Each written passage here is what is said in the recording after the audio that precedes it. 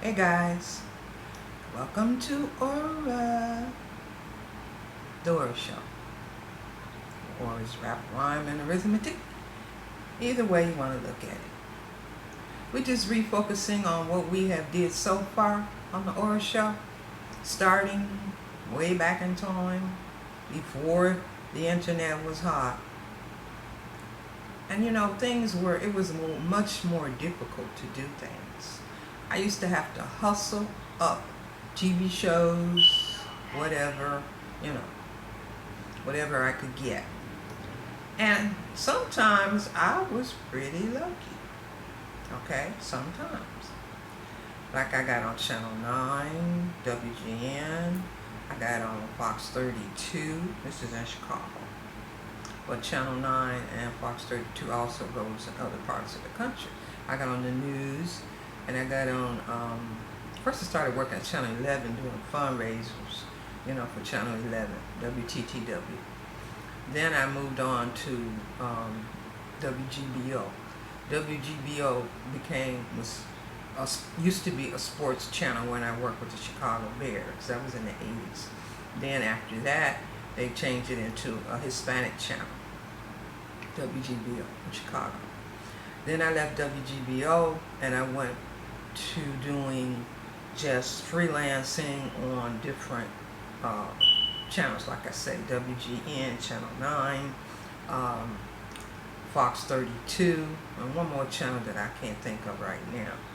Anyway, I worked on those channels, okay? I did the news and I did the predictions for those years, That's how I met Joni Lung on WGN Channel 9. She's a beautiful spirit, beautiful person. Okay. And we did a show there. It's in my book. So if you get over the Ebony Princess, you will know all those things. Okay. And if you look at one of my previous videos that I did just previously on today, you will see the book Aura, the Ebony Princess. It's not difficult to find it. All right. Okay. It just tells about everything. But anyway, I did predictions about. I think it was at that time it was about Michael Jackson and some other things that was going on. Then at that time. But anyway, I'm not talking about Michael Jackson. I did a show at, then finally I left there and I went to Can TV. With Can TV, you had to actually have a license to to have your own show. First, I was on somebody's show, a religious show, with my youngest daughter. Then I left there, and then I went and took the classes that they required. And then they gave me my own show, the Aura Show, or Aura's Rap, Rhyme, and Arithmetic. Both shows, actually. Because on one, we focus more on helping children, helping teens, helping people express themselves and be creative against sexual assault, domestic violence, and poverty. And on the other one, we did more mystical stuff, the Aura Show. We talked about other stuff, we had more adults on there, I guess. I guess you could say that. Anyway, so I have been on TV a long time. My first TV show ever was in college, and I was dancing. I like to dance. If you looked at any of my videos, you know that. I was dancing. I was doing a Ghanaian dance that I had learned. So they wanted us to show them how it was done. So it was me, and I think it was a couple other young ladies with us. I'm not remembering everything, but that was the first TV show I ever did. And that was at the University of Illinois, in Urbana. I also went to, let's see, what else? My teacher was Amoaku from Ghana. He taught us how to dress. He even taught us food they eat. It was just a good cultural exchange that we did with him. I really wish I had went to Ghana at that time. And that would have been perfect, but I didn't. So, Amoaku was a drummer, a percussionist. He played the big, huge kettle drums. He was fantastic. He was bad. And so we worked with him. But from there, like I say, going back to KNTV was the last TV show that I really worked at. Now, I didn't get into the reality TV show. Why? I don't know. I tried to get on 51 Minds, but I didn't have the right information. I didn't have the right contact people. And I was in a bit of a hurry, and I was already stressed out from doing too many things. So I just wrote maybe 10 emails to her and let it go. But usually if I really want to do something, I will send as many as 100 emails just to get on what I want to do. That's the way I am, okay? Because when they first did The Matrix and they had that woman in there,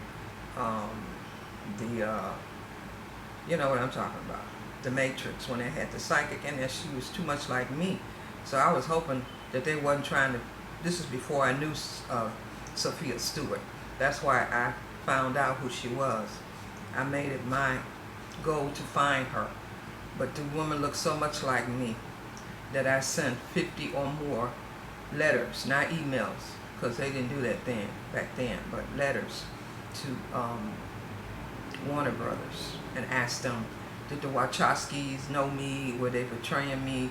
And they finally sent me a letter back and said, no, they didn't know me. No, that was not me that they were putting on the screen.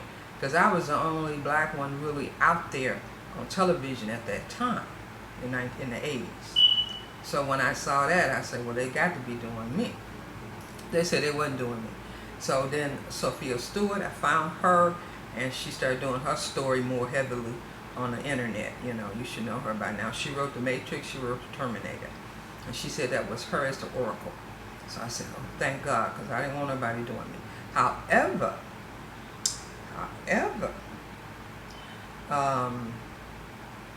Pokemon. The Pokemon story had an aura character who did healing. And I said, that is too much like me.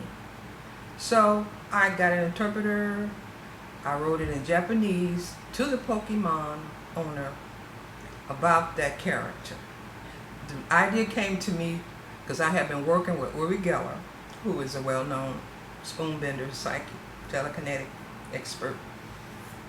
And I had been on his show a couple of times, and I got to meet him doing one of his presentations here in Chicago years ago.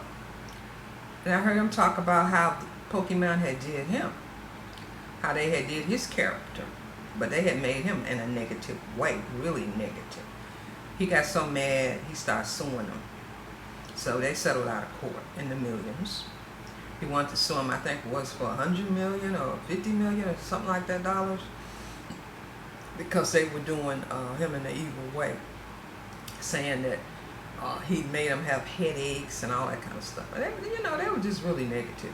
So they had this Pokemon character based on him in a negative way, and he sued.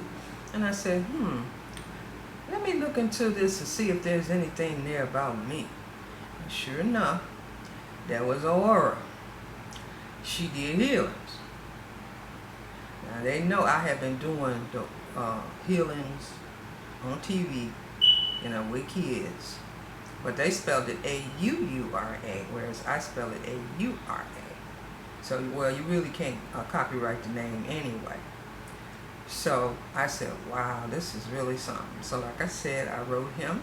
I sent him an email in Japanese and told him I did not like the idea of him using Aura, the name, talking about healing, because I was healing through the arts. But it's still healing, okay? So anyway, we got into it. So I'll let that go past. I ain't going to even discuss no more of that. That's private. So anyway, I've been on the air a long time. So people that don't know me, that's not into what I'm into, don't come to me thinking that you know everything, because you don't, because I don't. Okay? So I know you couldn't. So if you come to me with an attitude, even though I'm trying to help you out, you lucky that you don't get cussed out. You really lucky. Maybe I'm in a good mood. But anyway, that's a little bit about me. This is Aura from the Aura Show. So if I send you a loving vibe, receive it. Don't be sending me no hateful stuff. I don't like the YouTube about they letting them comments come through like that. That's wrong. That shows ignorance. We're trying to show, you know, inspiration. So Odiba. See you later.